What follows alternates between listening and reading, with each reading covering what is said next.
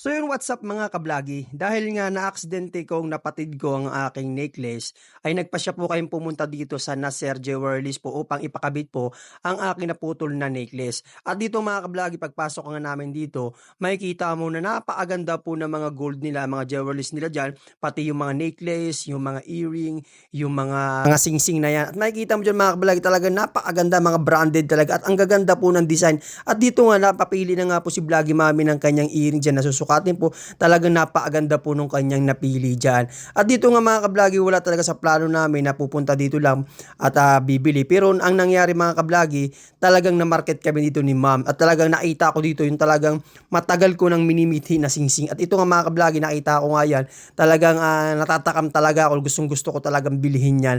Ngunit ang priority po talaga namin muna ay ikabit po yung aking necklace na naputol po dahil nga yun ay nahila ko nung ako ay nagtatrabaho pa. At dito nga mga kablagi, dahil nga talagang maganda yung mga gold nila, nagsukot na talaga si Vloggy Mami dyan ng kanya pong nakukursaradahan. At ito nga yung aking necklace na naputol, pinagduksong po dyan ni ma'am, ayan ang kanya pong anak.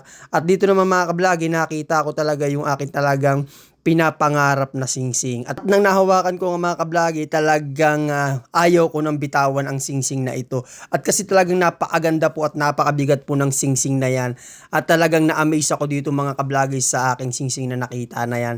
Kumbaga para sa akin ay ito lang talaga yung pinakamaganda sa aking paningin. At ito nga, hindi kami nagdalawang isip nga ni Vloggy Mami na kunin na ang aming nakursanadahang mga gold na yan. So hindi na namin napansin yung pagpapaduksong po ng gold, pero bagamat ay naiduksong nila, pero dito na kami nagpokus sa aming bibilhing mga alahas. At ito nga mga kablagi, talagang biglaan ito, buti na lang po talaga hanggang ngayon ay may regalo pa rin ako kay Lolo Meta.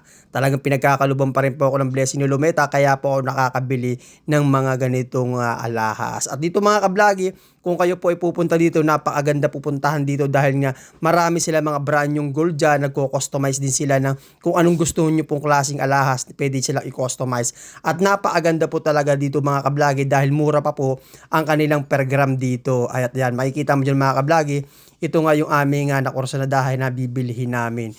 At ito nga, umabot lang siya ng almost 60k mga kablagi. Yang aming dalawang gold na binili na yan. At talagang natuwa talaga kami sa aming nakita mga kablagi. At ito kasi ma'am, siya yung pinakang owner po ng Nasser yan. At ito naman po yung kanya pong mga tinitindang mga alahas. So ito rin po yung kanyang daughter na talagang napakabait po mag-approach sa amin at talagang nabintahan po talaga kami. So yun lang mga kablagi, kung nagustuhan mo ang video ko ito, paki-follow and share. Salamat!